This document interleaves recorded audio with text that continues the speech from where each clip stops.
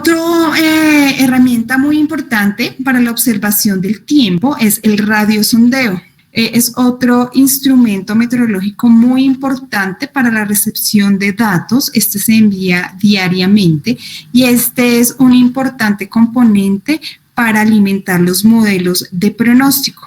Los modelos de pronóstico son los que se utilizan bastante para hacer pues las predicciones del tiempo y de las diferentes variables meteorológicas.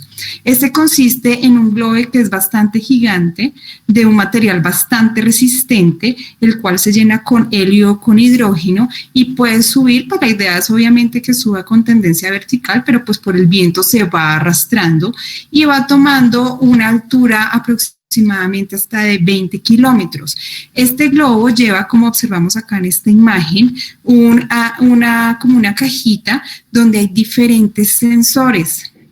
En ese sensor, entonces, mide bastantes variables de las que va encontrando en su camino a lo largo del desplazamiento a medida que va subiendo. Este tiene para medir temperatura, humedad, presión, dirección y velocidad del viento. Esas variables, esa información, por lo general se envía desde los aeropuertos y esta se envía por lo general hacia las 6 de la mañana y esa información está llegando ya a la recepción de los computadores de los meteorólogos aproximadamente hacia las 8 de la mañana.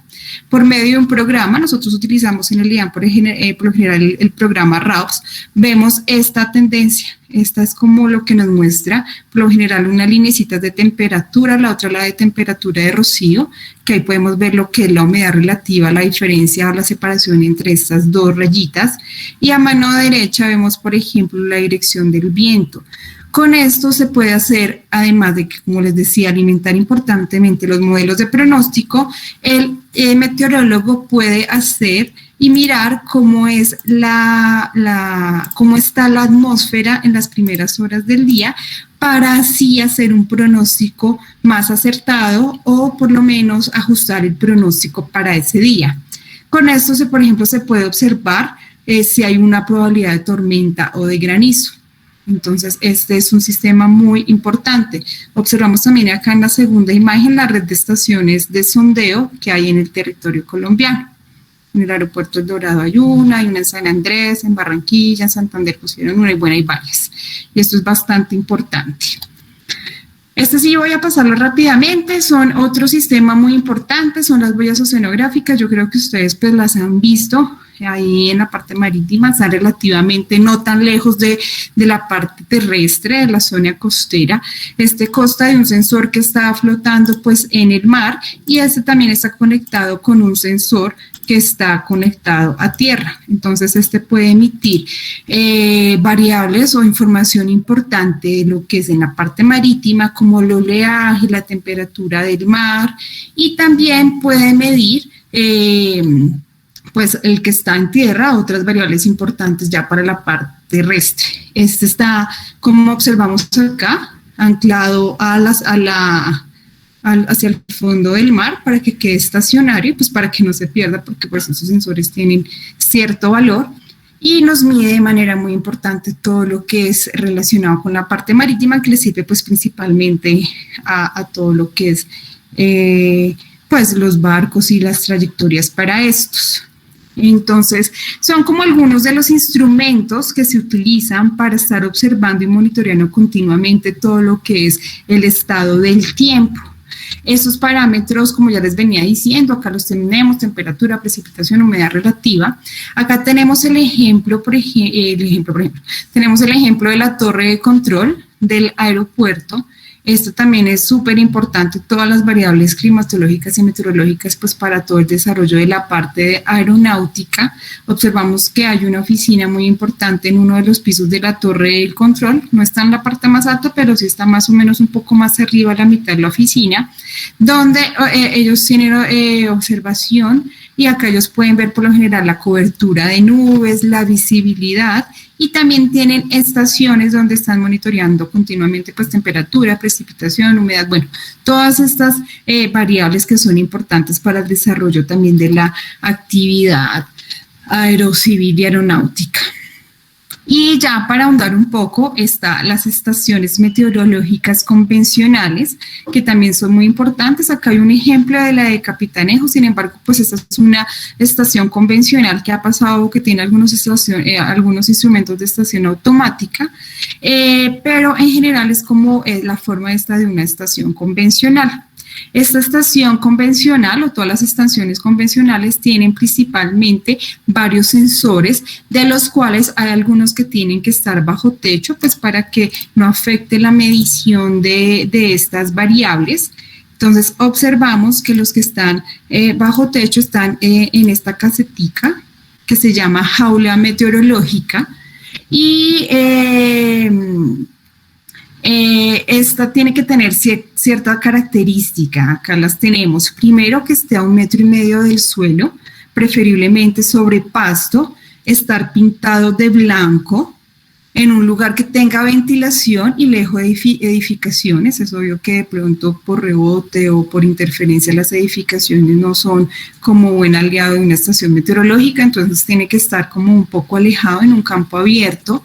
Las paredes deben estar formadas de persianas, como observamos acá, inclinadas hacia abajo, de tal manera que los rayos del sol no puedan entrar a su interior, o sea, no tiene que incidir directamente la radiación solar, entonces por eso tienen esta forma las persianas. También tiene que tener unos agujeros en la parte de abajo para que circule el aire y se debe estar siempre orientada hacia el norte. La parte del techo tiene que tener una cierta inclinación, donde debe haber suficiente espacio para que las paredes, si observamos acá, puedan ejercer la circulación del aire. En esta parte de la estación, en esta jaula meteorológica, se colocan algunos instrumentos que son el termómetro, el higrómetro y el barómetro. Estos instrumentos, pues los termómetros ya sabemos que son los que miden lo que es la temperatura, por lo general lo hacen por dilatación de mercurio o alcohol. Entonces, dependiendo de la dilatación, si aumenta o disminuye este líquido sobre el termómetro, pues se sabe la temperatura y además se puede tener un valor a tiempo real, o sea, el que está marcando, pues es el tiempo o la temperatura en ese momento en esa zona. El otro instrumento que está en esa jaula meteorológica es el barómetro. Este mide pues la presión atmosférica y este por lo general es por un resorte. Ese resorte por lo general se expande o se contrae dependiendo del peso o la fuerza que ejerza el aire sobre ese resorte, y así es más o menos como a grandes rasgos cómo funciona un barómetro. Es por un resorte y pues la escala va midiendo la presión atmosférica.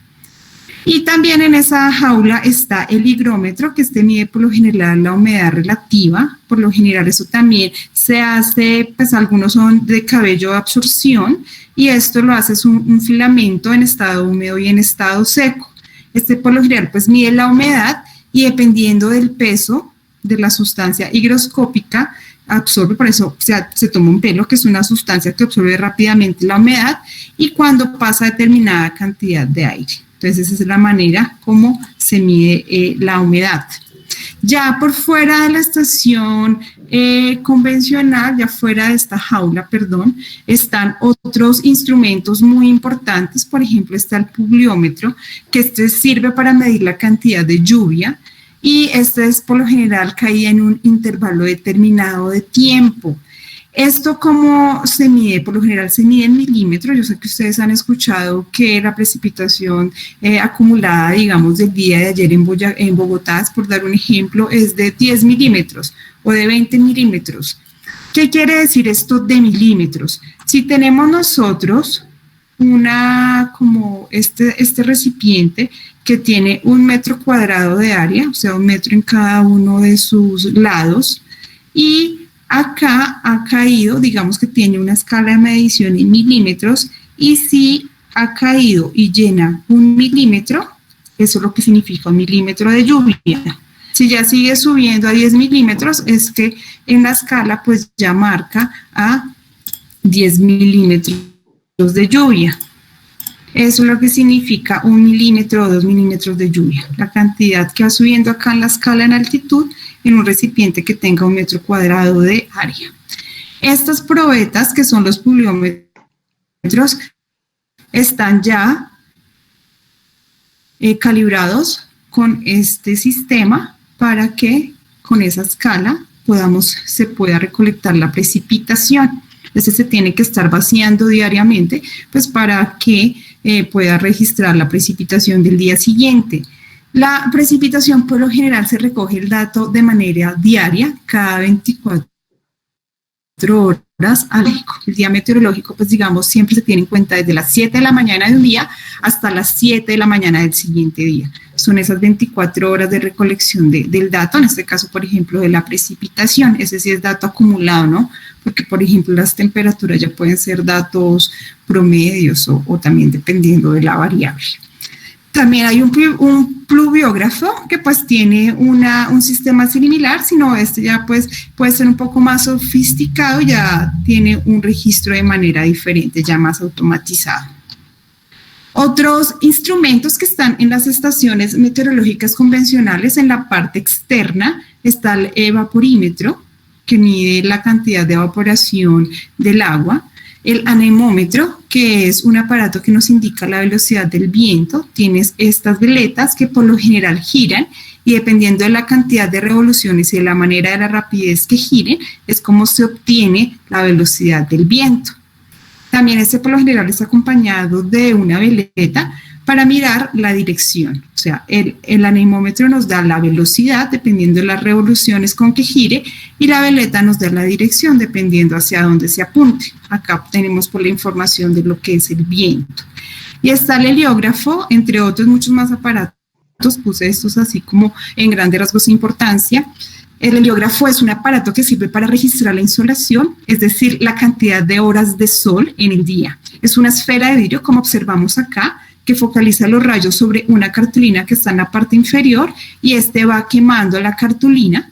Y la cartulina está graduada en horas y cada media hora, cada 30 minutos. Entonces, dependiendo de lo que haya quemado gracias como a esta lupa, a este heliógrafo, es que se da la cantidad de horas de radiación que se obtiene o que se obtiene diariamente. Esto también pues se va cambiando y por eso estas estaciones convencionales es muy importante que haya un observador.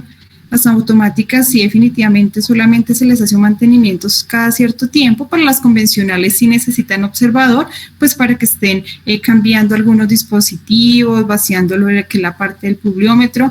Entonces esa es como la manera en que funcionan. Acá, por ejemplo, bueno, esta es la página, esta presentación la voy a compartir. Esta es la página donde está toda la información de qué cantidad de estaciones hay, tanto automáticas y convencionales, desde el IDEAN, y hay una manera ahí donde ustedes pueden pedir información de cada una de estas estaciones. Ahí es como muy fácil ver si nos queda más tiempo, si alguno quiere de pronto después, entramos a esa página y observamos cómo pueden ir mirando la página para obtener información.